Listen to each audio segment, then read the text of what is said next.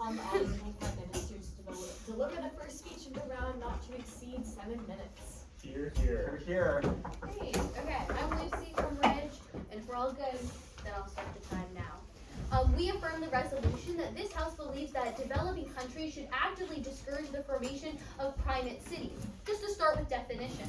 For actively discourage, we would argue that they shouldn't have to dismantle current primate cities, but that they should have, for developing countries, shouldn't create new ones, and via diversifying investment or other strategies. As for primate cities, we would say the info slide defines it pretty well, but just to clarify, it's a significantly larger city than the rest of the country with a political and economic center. The rest of this, sir.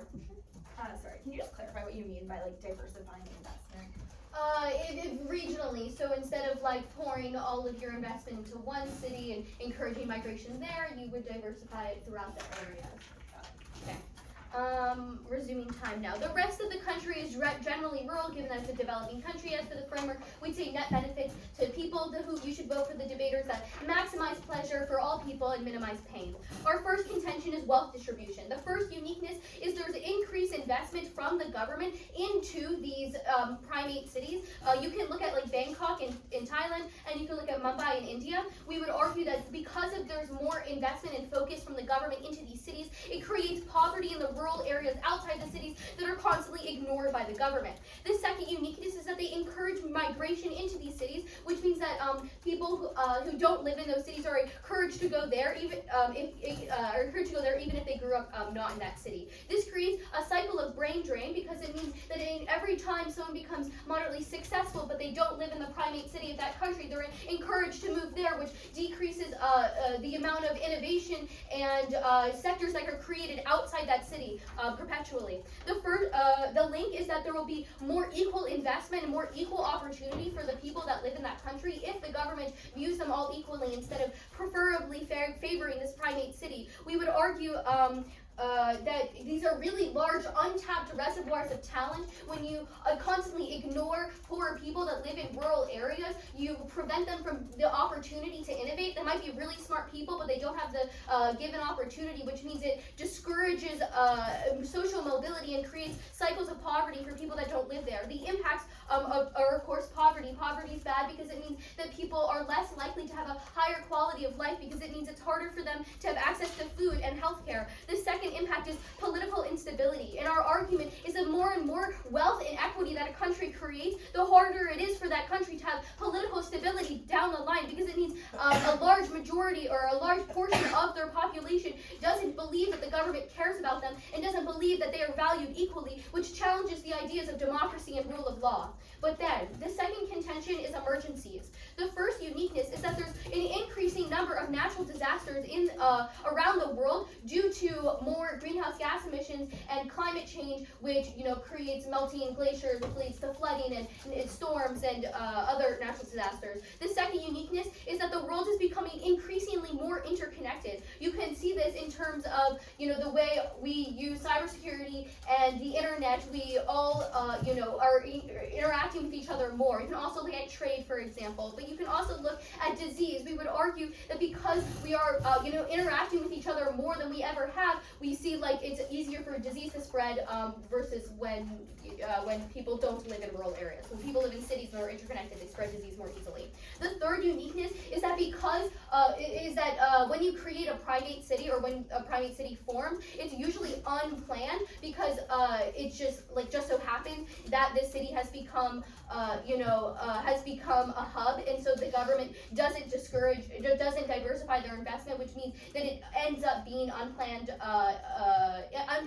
the city formation, which creates slums within that city. The first link is that when the population isn't so centralized, it decreases the amount of disease transmission hubs. You can look at Santiago de Chile, which was a huge transmission hub specifically for COVID-19. You can look at tuberculosis in Brazil, which is primarily focused in super urban areas. And in order to, because developing countries have really poor disease prevention, because it's harder for them to access things like vaccines and PPE, it means that if you had a population that was more spread out, less people would have the disease as fast. It would give the country more time to roll out policies and try to protect its people because not everyone would have the disease at the same time. The second link is natural disasters. You can look at Latin America or Pakistan where unplanned urbanization creates hubs where, especially because they're often along the coast, because that's like where trade routes are, where natural disasters are more likely to happen. It means that this unplanned urbanization creates areas where when there's a natural disaster, more people are disproportionately hurt, whereas if we had a country where the population was more evenly distributed. The impact here is clearly just death, right? If we have more disease spread and more natural disasters that kill people in faster time, people are more likely to die because the country doesn't have time to protect its people. But then the third contention is long-term environmental planning. And our first uniqueness is that in cities, especially unplanned cities, you create congestion because obviously people are overcrowding, and so that creates areas where the people are driving their cars more and more, and it creates traffic because the city wasn't planned around having all these people there. But the second uniqueness is that there's a lack of public transportation in rural areas, and so that means that if you don't live in a city, you're less likely to have access to public transportation because the urbanization was unplanned. The link here is that if we were to have planned urbanization and the country was able to diversify its investment in terms of where it gives money and funding and attention, we would be able to minimize both of these things. We could minimize congestion in cities, and we could also maximize having transportation in rural areas. The impact here is the environment. Our argument is that developing countries are in the first stage of their development, right? They haven't fully industrialized yet, which means they're in a really vulnerable state. And if we create a cycle where there's more unplanned urbanization and neglect of rural areas, that creates cycles where it keeps becoming harder and harder for us to create public transportation in rural areas, and for that country to create more green technology that's evenly distributed. And the impact there is that in a world where we are, increasingly scared about climate change because we don't have enough infrastructure pre-planned, and we create cities without thinking far in the future. These are countries that really do have the opportunity to think about that and plan that through and make sure that they create a framework for green technology and public transportation to prosper. For those reasons, we affirm. Okay. If everyone's I think the Honorable Prime Minister called on the Leader of Opposition to deliver a speech not to exceed 8 minutes. sorry. Before I start, I'm Asha. I use she/her pronouns. I'm the first and third speaker for Horace Mann on op. And if everyone's ready, I'll begin my speech now. Start with a couple things on the top case on the modeling of this world. Then you're gonna hear op case, then op case. First, we don't hear a framework. I think the framework should be net benefits to developing nations. That seems pretty reasonable. Then, here's some definitions. Most of these seem pretty fine. I do want to note on the gov characterization of what it looks like to discourage something from happening. I don't think it's fair for them to say that this is only going to look like investing in other cities. I think it's pretty obvious that there's also going to be disincentives for people to move into these primate cities to stop them from forming. It probably looks like taxes on people living in these cities or programs that discourage people from moving to them. Either way, I think that we need to talk about what the model of this world looks like. I think what Gov is going for is this idea that you're going to have a city where there's kind of like a pretty even split of resources. You're kind of spreading out your resources over the whole country with a bunch of small cities. What's the problem? This is a fundamentally weak model of the world because it fails to account for the fact that developing nations are fundamentally poor. They don't have a ton of resources. It's not realistic to say that they're going to be able to develop their entire country at once. They have very small levels of government budgets, small amounts of infrastructure, small amounts of potential things they can get done. I think this is going to be really important, and we'll talk more about that throughout this round. With that, let's go on to our first contention on economic growth.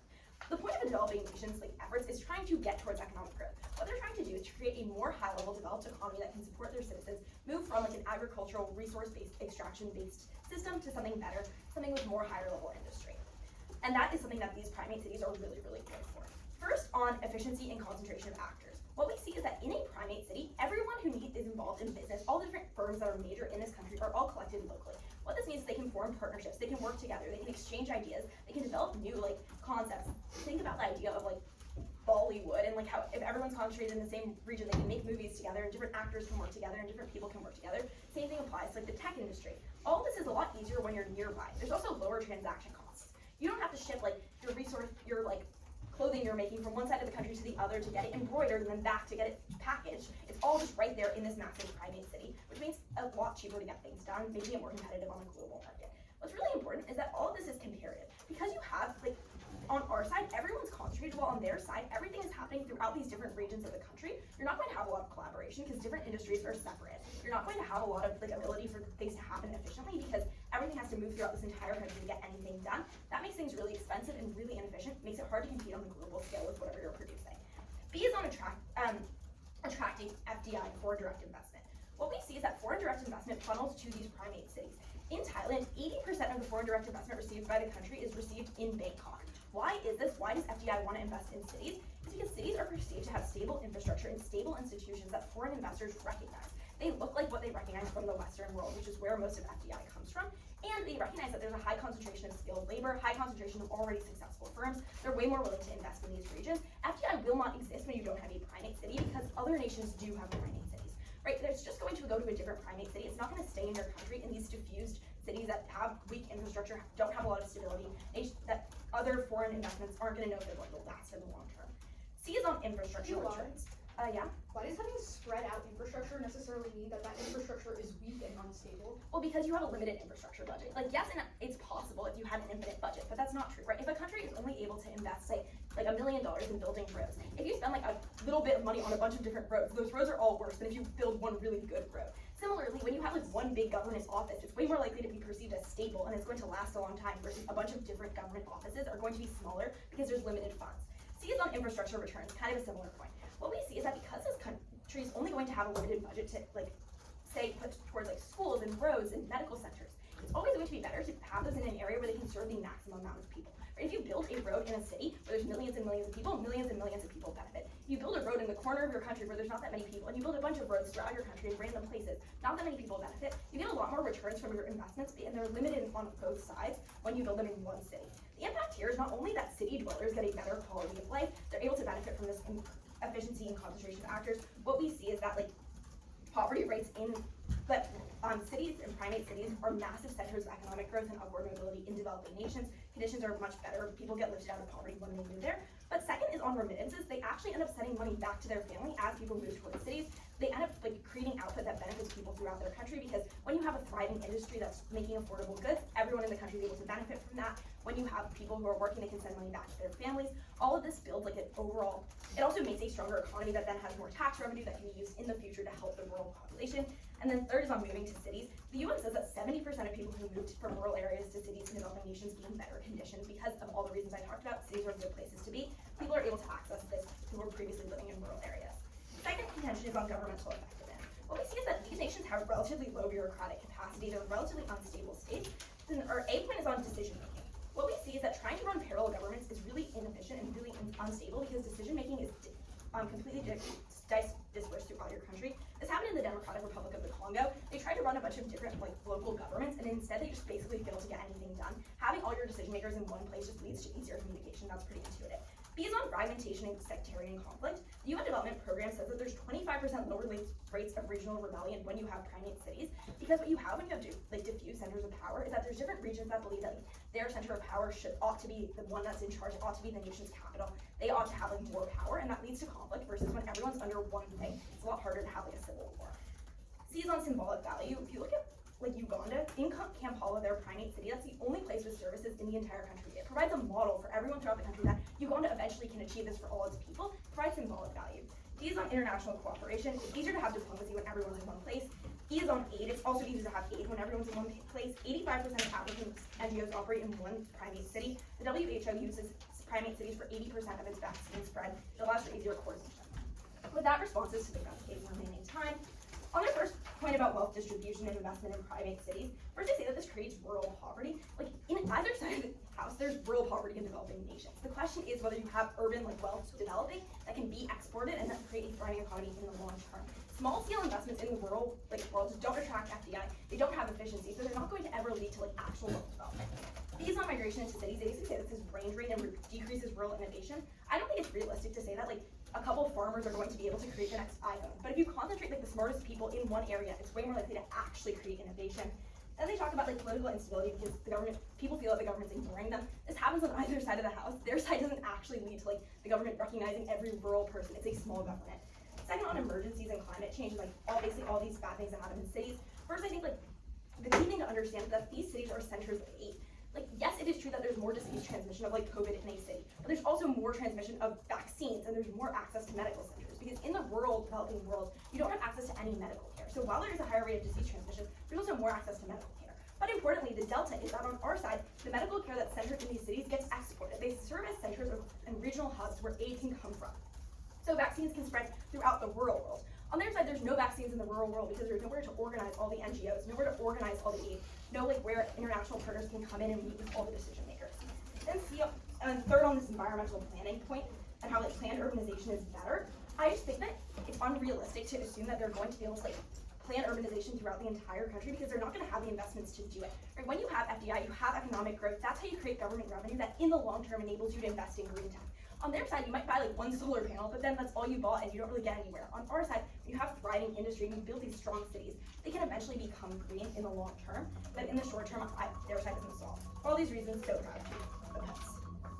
Okay. I think the honorable member of opposition call upon the member of government to deliver a speech not to exceed. Cool. It'll be go up. Sounds good. We strongly affirm. Let's start at the top of case. They tell you there's going to be a weak model for developing nations. We tell you that there's a very lack of warranting they have here. We have no idea why kind of distributing investment equally across a country necessarily leads to a weak model. And I'll answer that more on their contention. But secondly, you should look to the fact that there's still things like central banks or central governments. It's not like you're dividing the country into 100 different sectors and having no organization. This is a baseless claim that doesn't really have warranting. With that, let's move on to our contention. Our first contention is wealth distribution, where Lucy gives you 2 points of uniqueness. Not only are investments only in one place in a lot of private cities, but secondly is that you have brain drain because migration is only into these cities. This increases things like poverty. They tell you, oh, this is not a debate about whether it's urban or not. Our argument is that uniquely you have more rural cities that do not get any investment in the world of the opposition because all your investment goes into one place. It's protected time. All your investment goes into just one singular place, which is a lot worse for development. But secondly, they tell you there's not going to be development. I'll answer it on their contention. Then they tell you on brain drain, they say, oh, a couple farmers aren't going to make anything. Our argument is that the moment someone gets a little bit of education, rather than staying in their rural nation, they go move to the city. Why is that bad? Because the rural nations no longer have things like any sort of healthcare. They no longer have things like actual economies, which means that those in poverty just keep falling lower and lower, and wealth inequality raises to exponential level. Yeah. So say you have like a rural student who wants to become a doctor. Considering that there's not hospitals in like the random rural areas in the developing world, how do you propose that they like get educated and go to med school in the rural area? 2 things. I don't think I don't understand why you're making this claim that there's not going to be any education in rural cities. I think our argument is that you equalize investment across the place, across different cities, which increases education. But secondly, we tell you a lot of rural people can't just move to these cities. Those who are in the worst poverty will never be able to get these opportunities, which only the gov has a risk of solving for. Then we've kind of extended our links. The impacts of poverty is that you have kind of a lower quality of life and you have political instability. They tell you it's not unique. No, we tell you it gets better in our world. That was all the warranting Lucy did. The second contention is going to be emergencies, where we tell you uniquely primate cities have much worse disease prevention and have increased amounts of natural disasters. Look to the fact that like 97% of Brazil's tuberculosis cases are just in like one main city rather than in kind of throughout. Why? Because it's really easy for diseases to spread. Just look to New York City. Millions of people die because it's all in one place. They tell you, oh, there's no medical care. Again, I'll get to that on their contention. There can still be medical investment in the world of the government. But secondly, look to the fact that sure, you had medical care in New York City, but millions of people died first because it was a hub of transmission, which increased. But thirdly, they tell you that we're not able to organize vaccine development. We tell you there's still a central government in the world of the government side, which means that you are able to have organization. Our argument that this is the only way we can decrease things like rates of death and are also able to decrease things like natural disasters, which they have conceded uniquely kills more people in primate cities. Obviously, death is going to outweigh any potential of economic growth because it's the biggest impact in today's round. But then, our third contention is about long-term environmental planning, which goes almost completely conceded. Our argument is like threefold. First of all, there's congestion in primate cities. Just, I don't know, if you want to look to New York City, there's so much traffic. Look at places like Mumbai, have increased amounts of traffic. That leads to pollution, which not only leads to increased amounts of death, because you see sickness due to pollution, but it also leads to you lead to environmental effects. They tell you, oh, we need FDI for green tech. Sure, you can still have FDI in a world of a developing country, but secondly, they have not answered the fact that there's unique amounts of congestion and no public transportation, which supercharge any sort of environmental problem. Why do places like India have unique amounts of high pollution in places like Mumbai? They're still getting FDI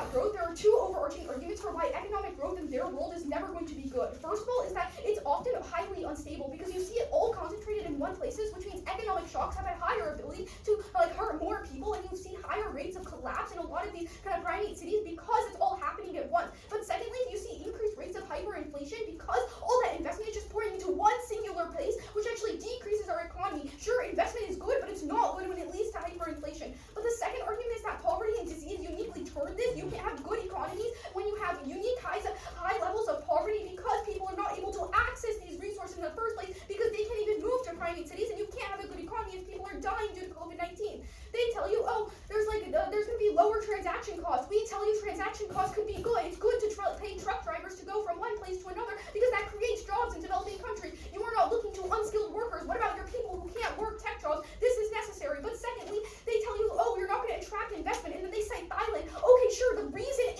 80% of investment is in Bangkok and Thailand is because Bangkok is a primate city. That's the issue that we're talking about. When you spread out infrastructure development across multiple areas, you no longer have investment concentrated in one place, and rather it goes to multiple places. But their third argument is that, oh, it's impossible to have stable infrastructure over multiple places. Ask them for the warranty. There's no reason why you can't have infrastructure spread out over multiple places. You can invest in one factory in one place and then another factory in another place, and it would still cost the same amount of money as putting two factories in a primate city. But then they tell you, oh, there's less levels of poverty in primate cities. One, this is just uniquely wrong. Look to the fact that there's millions of slums in places like Mumbai because conditions are so horrible.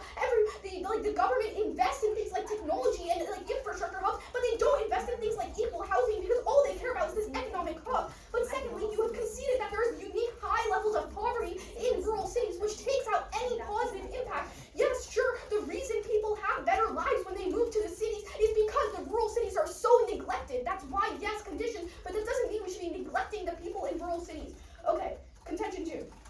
They tell you that the government effects are going to be bad. Because at subpoint A about decision making unstable, they say that DRC had a bunch of local governments. Our argument is twofold. First of all, in our world, we still have things like central governments. There's no reason why it's just a bunch of local governments that aren't able to coordinate at all. DRC had other problems such as corruption, which means that they're just equating correlation with causation. They've not drawn the line. But secondly, we increase government trust. Remember what Lucy told you in our first case, which goes completely conceded. You see unique amounts of political disparities and lack of trust in the government in a lot of primate cities because people in rural cities don't trust these primate governments because the rural people feel like the government isn't doing anything for them, which means government trust goes down, which means, sure, you might have effective decision making, but no one listens to those decisions because they feel neglected. The B point, they say that it's less regional. I already answered this on DRC, but secondly, we turn this diffusement power forces the government to listen to the opinions of multiple people rather than only focusing on the rich people in a couple cities, which overall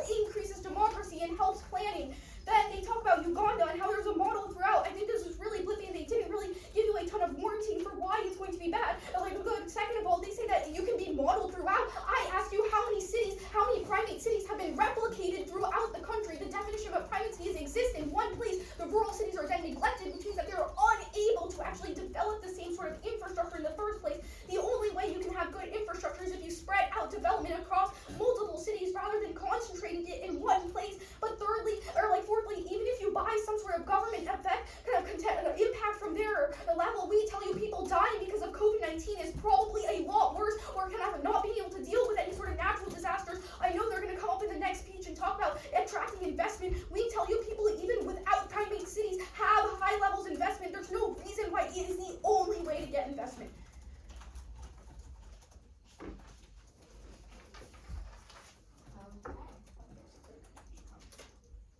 I thank the honorable member of government and call upon the member of opposition to close out the constructive portion of the round in a speech not to exceed 8 minutes.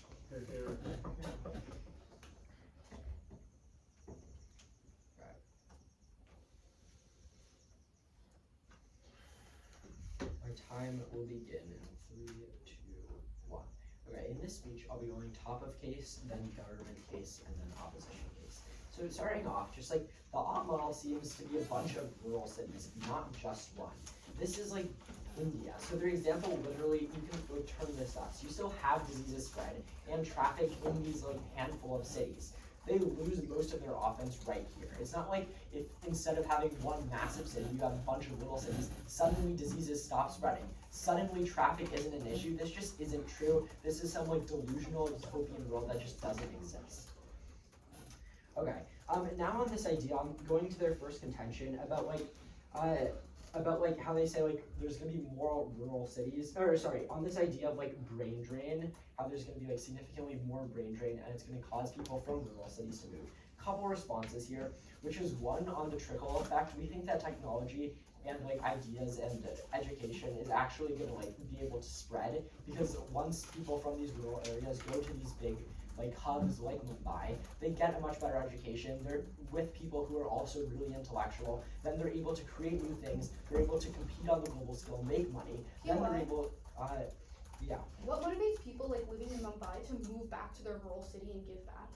I'm not saying that people necessarily are going to move back, but once they go and then they have like some idea that makes them money, then they're very likely to send money back. We have seen this like just pretty much like every single time somebody creates some like big idea, they attribute it to like their hometown. They send money back. That's like the entire concept of remittances. Similarly, they're not able to like create the same stuff, have like the same coalition of smart minds in these small towns.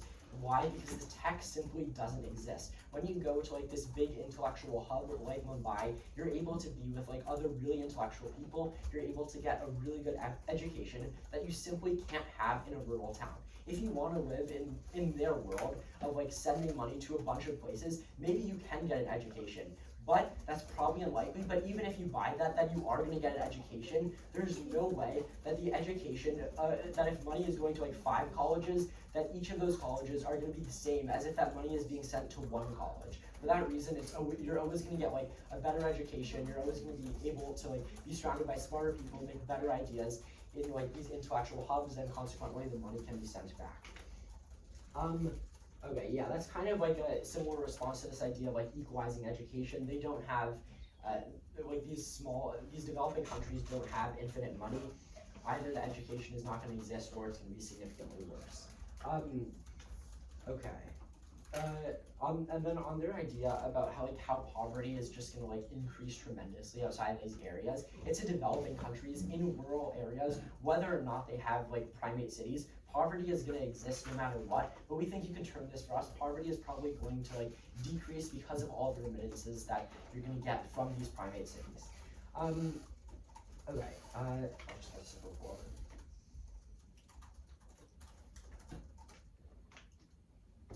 Going to their C2 on emergencies.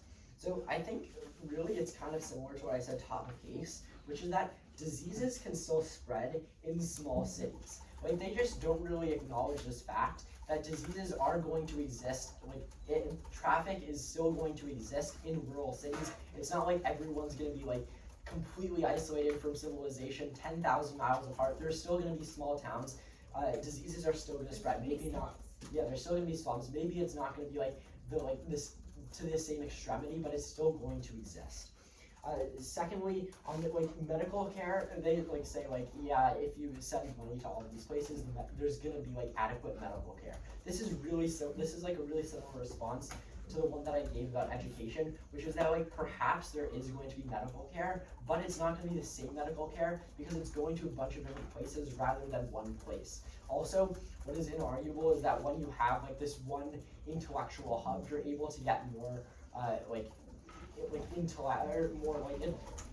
technological advancement and general advancement in the medical industry. So you can use that to spread medicinal knowledge into the rural area. So we think that there's inarguably going to be way more medicinal benefits on our side of the house.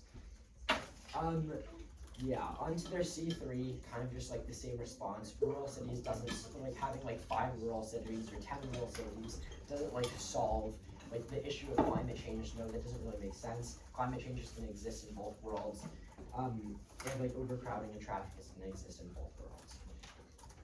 Okay, now going on to opposition case.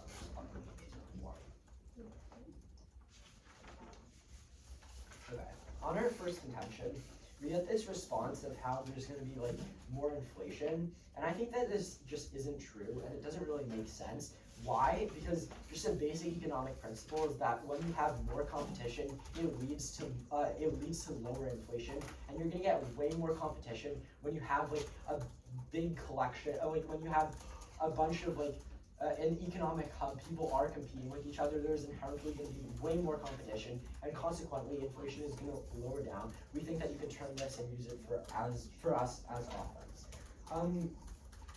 Okay. Okay, on this idea about like FDI, they say like there's no warranty and that it can just like go to other places. But like look at what Asha said, which is that like FDI, like when people give foreign direct investment, they want to give it in places where they think something is actually gonna come of it. They want a return on their investments. I mean, people want to invest in cities because they think cities are actually going to grow. Like, yes, money is given to like tiny rural cities, but way more money is given to like big hubs. Look at Asha's statistic. 80% of funding of like FDI for Thailand is given to Bangkok. People feel more safe and secure giving their money to something they know will actually like turn into like actual tangible benefits rather than giving it to a bunch of tiny towns. We think that like there's always going to be way more FDI on our side of the house, and consequently way more like innovation and overall good for those areas. Okay, and then finally, finally we got the on the idea of like symbolic value and like everything past that, kind of like subpoints C, D, and B of our second contention. They kind of just like give this response of like no warranting, and like you can't, and they say like that we can't really develop infrastructure in these other places. But we think that this isn't true. When you have stuff like remittances, it's much easier to develop infrastructure. Money is being sent away. There's also so much more technology, and it really allows that country to compete on the global scale. When you think of Thailand, you think of Bangkok. Because Bangkok has become such a powerhouse, it's able to use its resources to spread and overall make the country much more like infrastructurally developed. This is just like one example, but overall, when you have these big economic hubs, it allows for that technology and that infrastructure to spread to other areas within the country. For all of these reasons, I would strongly urge an opposition bill.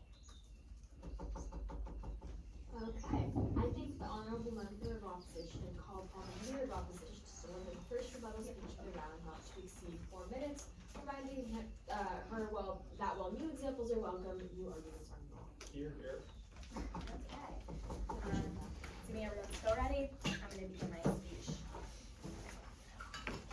Judges, what I want to do in this speech is clear up for you everything that's been discussed in this round, show you why you're going to be casting an off ballot no matter what you hear in the final gut speech.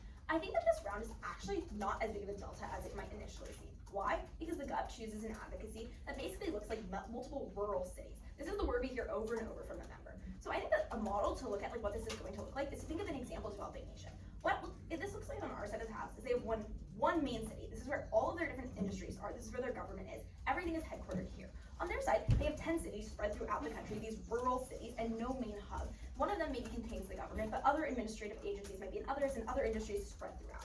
I think that we need to look at what happens in these two models to understand which is the better one for a developing nation to take. Let's talk about like the first, how the gov offense applies. First, let's talk about diseases and natural disasters. I think that they suffer from a massive issue because there's actually no link throughout their entire case on how one big city is worse than multiple cities for slums, disease spread, etc. Because they just say diseases spread in urban areas or in like cities. But a rural city is still a city, right? It still has slums, it still has like places where diseases can spread, and it still is exposed to natural disasters. This means that there's no uniqueness here. I think it completely washes out, but we can turn it insofar as aid organization can happen quicker when everything is centralized in one spot. You can respond faster to natural disasters throughout the country. You can spread medical care easier. As we tell you, the WHO finds that using primate cities is the most effective way to spread diseases, or vaccines that prevent diseases. And second, on this idea of brain drain. I think realistically, this brain drain concept kind of happens in either world, because if you live in like a complete rural area, you go to a rural city or you go to the primate city. The difference is in the primate city, there's one big university where all the intellectuals come together and they're able to get a lot of other benefits, versus on their side, they just go to these like smaller rural cities. It's still a city, it's still not your local community. I, again, don't really think there's like a delta here. I don't think you're voting here. Then on hyperinflation, I don't think hyperinflation had a link. Like, I'm not really really sure how infrastructure and investments translate to inflation. They just say it does. Actually, we can turn this because when you have like the efficiency and economic growth we talk about, you have cheaper goods, which is like the opposite of inflation. It actually makes things more affordable. So if you're not voting on this, where are you voting? I think the absolute cleanest place in this round for you to cast your ballot is on what I tell you in my very first speech in our second contention, and goes completely dropped. I tell you that when you have multiple cities, what you have is fragmentation, and this leads to revolutions and internal conflict and internal, like, basically division and civil wars. What does this look like? It looks like you have different centers of power, and these centers of power make it more likely that different ethnic groups, different religious groups are going to create a conflict because they're discentered, and there's different groups that are like competing for power in different cities that believe they should come to power. What does this lead to? It leads to actual violence, it leads to death, and it takes the nation back. This causes like immense pain and suffering. It's definitely worse than any like different path or speed of development. It's the biggest impact in this round. But if you don't want to vote here, there's other options for where you're voting. I think you're voting on what we tell you about economic growth. There's a couple points here that I think really don't get adequately addressed by the opposition. First, we tell you about the lack of innovation, how you get more innovation when all the innovators are centered together, more exchange of ideas. Second, we tell you don't have to ship things from country to country. Even if a truck driver gets paid for doing that, the goods that get produced in the end are a lot more expensive, and that means that the economy isn't as efficient and it can't compete on a global scale. We also tell you if you invest in infrastructure in this one big city, you can get more returns. And most importantly, we tell you that FDI only comes in cities that resemble the West, and that the Western world is only going to invest in one big city. This is completely dropped. This means our side is the only side that gets FDI. What does FDI drive? It drives economic growth that creates more government revenue. That's the only way to actually solve these issues in the long term, right? Every side wants to provide medical care in rural communities, educational opportunities in rural communities, but fundamentally, developing countries don't have enough money in the status quo to provide this. The only way they can do this is by developing. That's why they're trying to reach developed country status by having this economic growth. Economic growth is actually the link to all these things because more economic growth translates to more government revenue, translates to more investment that actually provides medical care, education, opportunities, everything they tell you is good. When your economy isn't growing because you don't have access to innovation, you don't have an efficient market, you can't compete on a global scale, none of that exists. For all these reasons, so proud to oppose. I know I'm the only person that stood in this round. I like it. It just makes me feel more confident. I think the honorable member of opposition called on the Prime Minister to deliver the final speech of the round, not to exceed 5 minutes, reminding them that following examples are welcome, new arguments are not.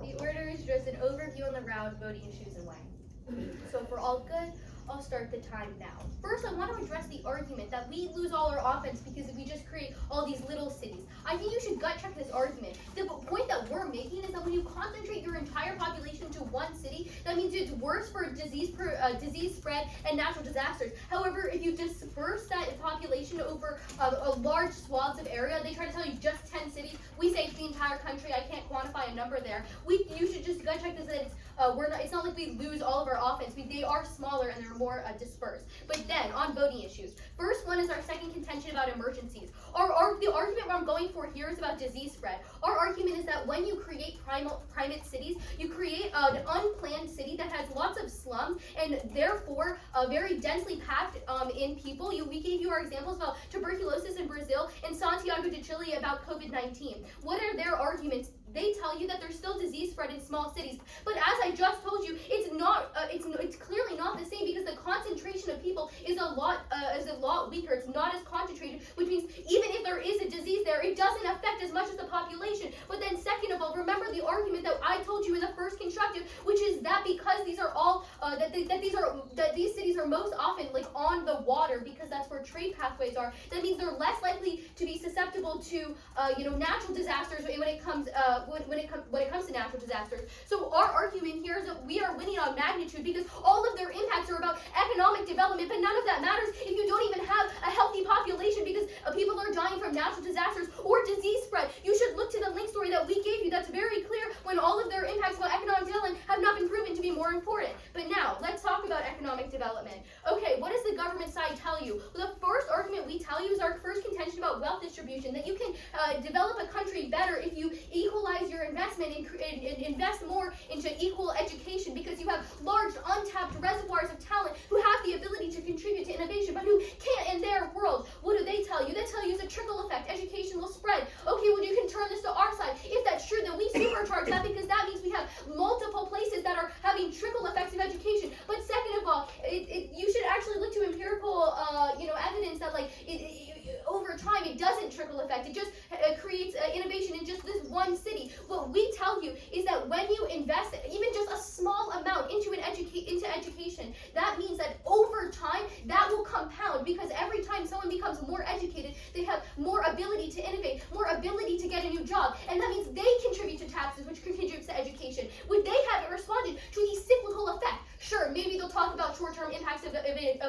economic growth. But we tell you in the long term, we have access to that. The second thing we tell you is about shocks. They don't respond to this enough. They just tell you, oh, why will hyperinflation happen? There's still competition. But we tell you, let's say there's an externality to this, like markets crash, other countries get involved. There's reasons for market downturn, and if all of your economic I think this argument that like other countries getting involved is what's going to cause hyperinflation is new. I don't have anything about like. It was just the argument that Mira made. It was like the overview argument on economic growth. She was like, this is unstable because when there's shocks, it will collapse. I guess I just gave an example of a shock. Discretion. Continue. Okay. Where was I? Oh, right. Okay. Our argument about shock, we tell you that if for some reason there's market downturn and there's a shock, that gets rid of all of their impacts about foreign direct investment and remittances, because none of that really matters if you don't have an economy that can support any of that. But let's talk about foreign direct investment and remittances. I don't think they've accurately responded to the fact that there can still be foreign direct investment, given that they've conceded that education can lead to a trickle effect, means that there can be investment into those rural areas. Then they also haven't given you an argument why foreign direct investment or remittances are uniquely clean. They don't let them have access to this to these faulty links when they don't really connect them to their impact. We give you a clearer story that when you invest in education, that creates cyclical effects of higher social mobility. Okay, then on this argument about transaction costs, you can extend the term that Mira gave you, which is that transaction costs are actually good because it means you're creating new sectors in your economy in terms of truck drivers and things like that. The only response they gave you in their last speech was that actually creates goods that are more expensive, but that's okay. We tell you that if growth is slow, that's fine. It's better to have a diverse economy that empowers multiple sectors such as truck drivers instead of just having cheap goods in the short term. But then the last... Sorry, I think it's new that it's good to have a diversified economy. Your response to transaction costs. I think we're gonna do discretion. Discretion taken under consideration. Continue. Okay, where was I? Oh, right. Okay, the last voting issue in this round is trust. Our argument is that when you have dispersed populations that live in different cities, that means that you can have local governments. They tell you that this just leads to competition for groups vying for power, but look at the resolution. That's the whole point. No one city can have more power than the others. Remember the arguments that Mira told you, which is that people have more interaction with their local governments, which means that they have more trust in their local governments. We told you that wealth inequity is a link into lack of political trust because you feel like your government doesn't care about you and you're less likely to listen to those laws. That's another reason why they don't have access to their impacts, because even if they won't have a good government to have policy to monitor their people. If people aren't even following the law, those things always come before economic growth because people's lives will be at risk. For those reasons, we affirm. Let me know that you guys have submitted your ballots. My flight's delayed an hour, so I'm no longer Fantastic. rushed. Yay. You should still give your RFD first. Please tell me you're not doing an hour of RFDs. We're not doing an hour of Joel, RFDs. Don't worry. Do you want us to go outside? Yeah, let's go. Yeah, I say spectators as well, please, because we need to